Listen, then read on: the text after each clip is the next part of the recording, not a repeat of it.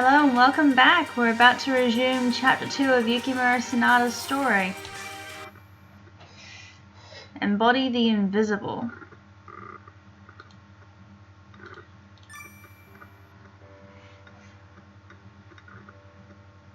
It was the day after Yukimura had gotten injured and returned home. A somehow peaceful atmosphere blanketed the castle. With the demon's presence far off, the people were seizing their chance to get work done. Supposing they needed more hands, I went to the kitchen, but I was declined and turned out. Unsure of what to do, I ended up in my room, keeping company with my dagger. The demons aren't coming near today. Maybe it's because Yukimura and the army drove them away. Absolutely! The dagger at my breast answered triumphantly. And this will not last forever. Someday they will return. I suppose so. Even if this was merely a momentary respite, it was a welcome one. The castle town had long ago been burnt to the ground. Everyone was amazed that the central bailey had escaped harm, unaware it actually had once fallen.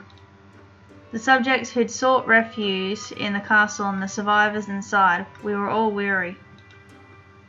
By the way, why do you think the demons will come back? Can you tell what they'll do? Well, that's a very good question. Is it because you're a demon too, after all? If you know, please tell me more. When will they attack next? No, I don't know nearly that much. I simply think that they won't give up so easily. So, like I said, why do you think so? The dagger fell silent, and no matter what I asked further, it would give no hint of an answer. Fine. Just as I'd shrugged in resignation, someone threw open the door with no warning. Gabby, come with me for a while. Oh, sorry, I completely messed up that line, I think. How do I go back to check the log? Gabby, come for a walk with me. That's better. I turned toward Yukimura, the sudden intruder, and we are going to get angry at him. Geez, Yukimura, didn't I just tell you yesterday not to? I started to scold him, but then his words finally reached me. A walk? Yeah, the guards are saying they haven't seen any signs of demons, and it's a nice day. Besides, the castle's mostly been burnt down, and the courtyard isn't a pleasant sight to see. So I thought it'd be nice to get outside, and I came to ask you to come along. But what about your legs? I told you again and again, it's not serious. You're one worrywart Tanaki. Oh my god! Enough with the Tanaki business! You're gonna turn me into a real one! I thought you were almost at that point. That's one of the reasons I'm inviting you, thinking you must miss the wild fields. Do you ever stop with the teasing? Maybe it was because my memories were so faint, but I enjoyed Yukimura's bantering. It was almost like he really was my brother.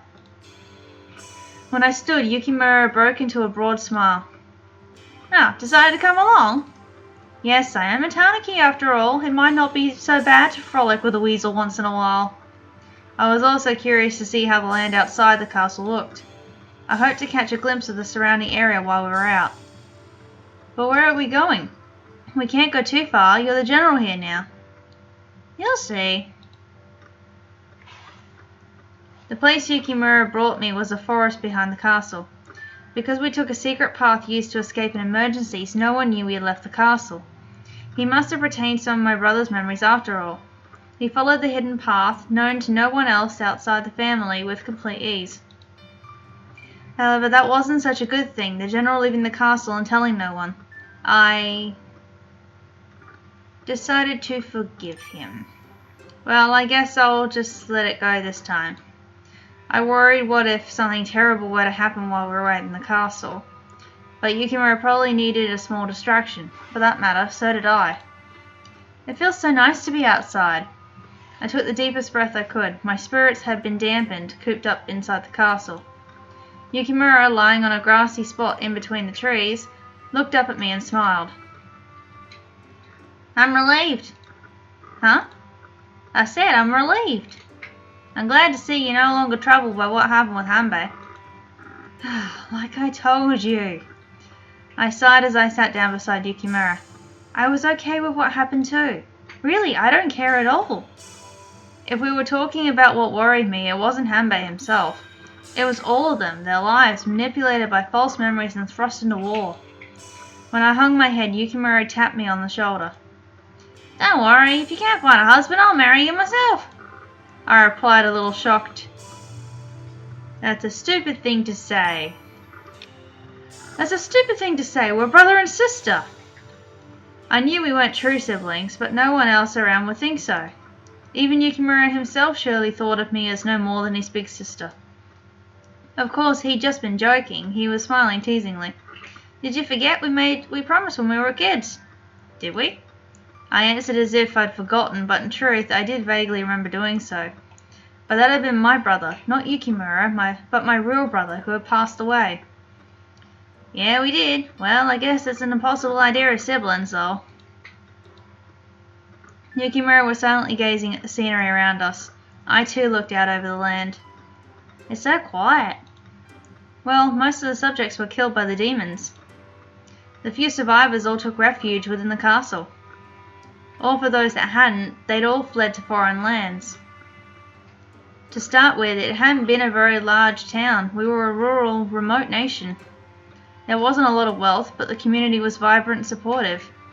There were plenty of small quarrels, but nothing large enough to affect the country. But since the demons had appeared, that had all changed right in front of our very eyes. Hey, Kirby, there's something I don't understand. What is it? Why is Hanbei so cold, dear? You two used to be so close. It seems like both Father and Hanbei have changed.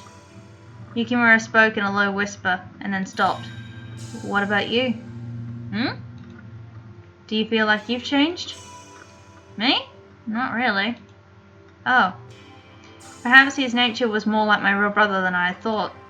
Maybe that was why I felt such a familiarity with him. You say the weirdest things. I do? Oh, me. Why would I ever think I myself had changed? Guess not. Yukimura truly was easy to become attached to. But for the others, it's understandable. This war with the demons has gone on for a long time. Everyone is tired. It might not be so strange that people are changed. That's precisely why I want to put an end to this war once and for all. Yukimura sat up as he spoke and then suddenly frowned. Ouch. Your legs do hurt, don't they? I told you it's nothing. You worry way too much. Yukimura smiled as if nothing were wrong, but I could not return the smile so easily. Yukimura, I heard that in yesterday's battle you attacked the band of demons all by yourself. Who told you? Masamune, I bet. It wouldn't be anyone else. Yukimura made a disgusted face. I'm really grateful for how determined you are to end the war, but please, don't push yourself too hard. What if something were to happen to you? You can't win a battle without some amount of pushing yourself past your limits. Above all, I'm the general. I can't let my injuries force me to run from the enemy. We are going to worry about Yukimura. But when I frowned, worried, Yukimura got a panicked expression on his face. Come on now, this isn't like you at all, being so scared. Are you sure you're okay? If you keep worrying and crying like that, I won't marry you after all. I thought we already decided that was impossible in the first place. Obviously I know that. No one's going to want to marry... my bad. No one's going to want to marry... Why do I keep stuffing that line up? No one's going to want you if you keep being such a nag. Finally. I don't care. I don't feel like getting caught up in marriage or anything like that. Not at a time like this. Not to mention, could I, one who'd involve these people in war, really make a peaceful bride? Without answering, Yukimura only snorted. As we walked home along the dark path, I found myself lost in memories. Had there been a time I walked this path with my real brother? Had he been as mischievous and reckless as Yukimura? I cannot read today. Yukimura had been walking a few steps ahead of me, but suddenly stopped. Nearly running into him, I too quickly halted my steps. Jeez, Yukimura, don't stop like that. I almost ran into you. Give me a hand. Huh? I said give me a hand. Yukimura shouted roughly and then took my hand. It's slippery here and it's dark. I don't want the little Tanuki to slip and fall. Now I'm a little Tanuki, huh? I let out a quiet sigh. Maybe, maybe, that just might suit you. Now come on, stick close to me. Yukimura's voice sounded somehow a little pleased. I absently watched his back as we continued on. His back was wide and strong, the body of a trained, hardened general. His hands are big too. It had surely been many years since I'd held hands with my real brother. These were the hands of a stranger. He might think of me as his sister, but I wasn't. Just maybe what I was doing was wrong.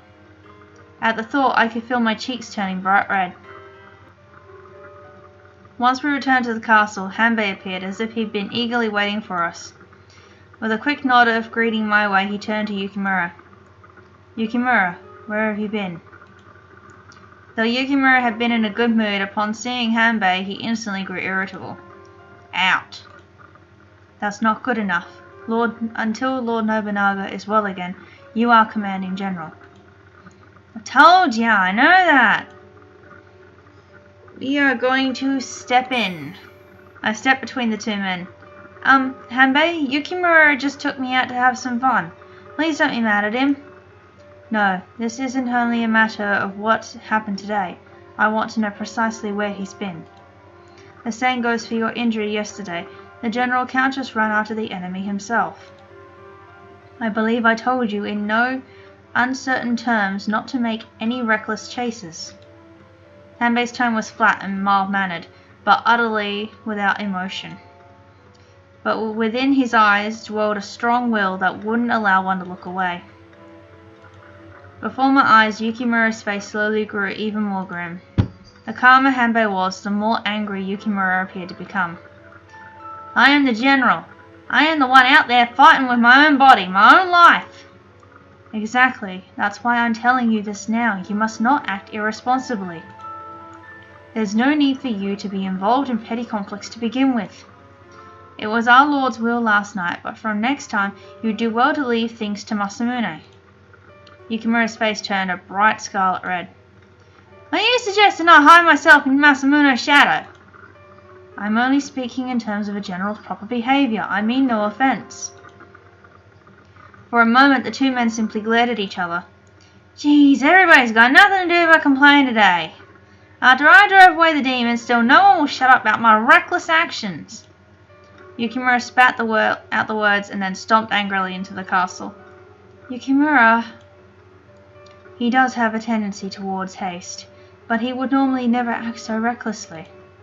He was thoroughly impatient last night.